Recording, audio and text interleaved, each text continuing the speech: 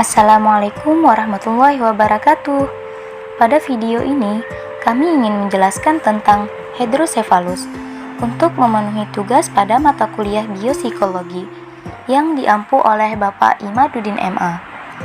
Dari video ini, terdapat 4 poin yang akan dijelaskan, yaitu pengertian hidrosefalus, penyebab dari hidrosefalus, gejala-gejala yang terjadi pada hidrosefalus, dan yang terakhir, cara mengobati hidrosefalus. Dan dari 4 poin ini akan dijelaskan oleh 2 orang, yaitu Muhammad Hidayatullah dan Naimatuz Zakiyah. Oke, langsung saja ke poin yang pertama, yaitu pengertian hidrosefalus. Nah, pasti teman-teman agak asing kan mendengar kata hidrosefalus, karena memang penyakit hidrosefalus ini langka terjadi pada manusia. Hidrosefalus berasal dari bahasa Yunani, yaitu hydro yang berarti air dan cephalus yang berarti kepala. Sehingga kondisi ini sering dikenal dengan kepala air, yaitu penyakit yang terjadi akibat gangguan aliran cairan di dalam otak atau akumulasi cairan cerebrospinal dalam ventrikel cerebral, ruang subarachnoid atau ruang subdural. Gangguan itu menyebabkan cairan tersebut bertambah banyak, yang selanjutnya akan menekan jaringan otak di sekitarnya, khususnya pusat-pusat saraf yang vital. Jika penyakit hidrosefalus ini terjadi pada bayi dan anak-anak, hidrosefalus ini membuat ukuran kepala menjadi membesar. Sedangkan pada orang dewasa, kondisi ini bisa menimbulkan rasa sakit kepala yang hebat. Cairan otak diproduksi oleh otak secara terus-menerus dan diserap oleh pembuluh darah.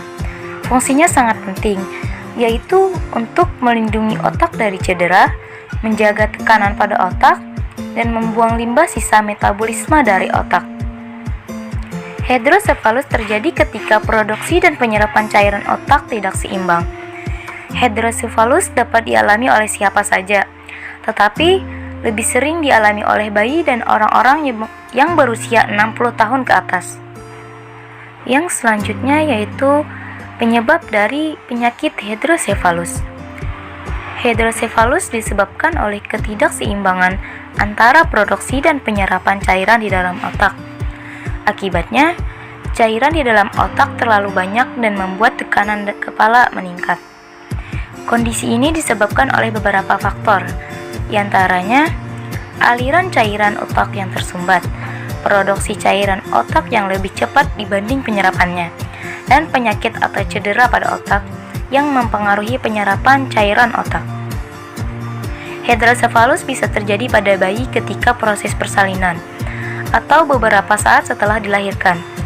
Ada beberapa faktor yang dapat mempengaruhi kondisi tersebut, di antaranya pendarahan di dalam otak akibat kelahiran prematur, perkembangan otak dan tulang belakang yang tidak normal sehingga menyumbat aliran cairan otak, dan infeksi selama masa kehamilan yang dapat memicu peradangan pada otak janin, misalnya rubella atau sifilis.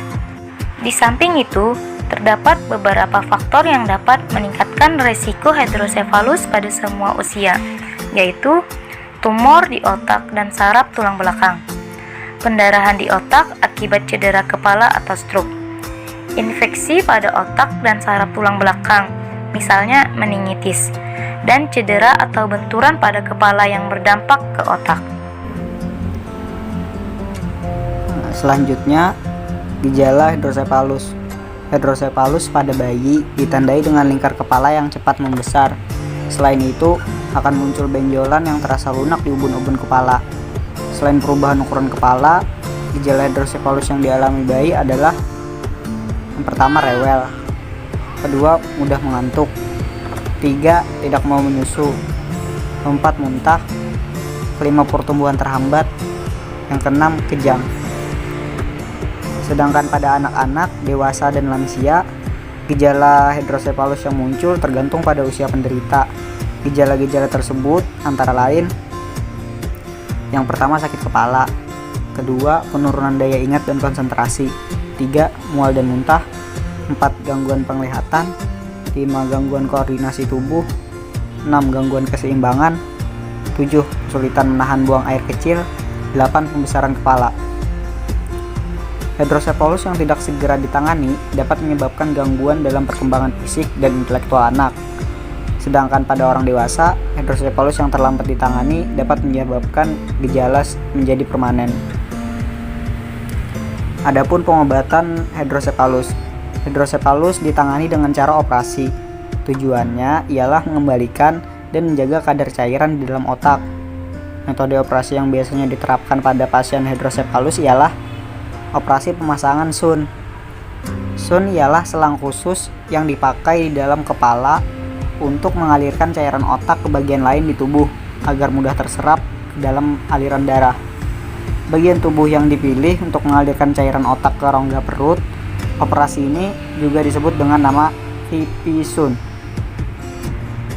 Beberapa penderita hidrosepalus bisa memerlukan sun untuk seumur hidupnya. Oleh karena itu, pemeriksaan rutin perlu dilakukan guna memastikan sun tetap bekerja dengan baik. Endoscopic ventriculostomy atau ETV. ETV dilakukan dengan membuat lubang baru di dalam rongga otak agar cairan di dalam rongga otak bisa mengalir keluar. Prosedur ini seringkali diterapkan pada hidrosepalus yang disebabkan oleh penyumbatan di dalam rongga otak.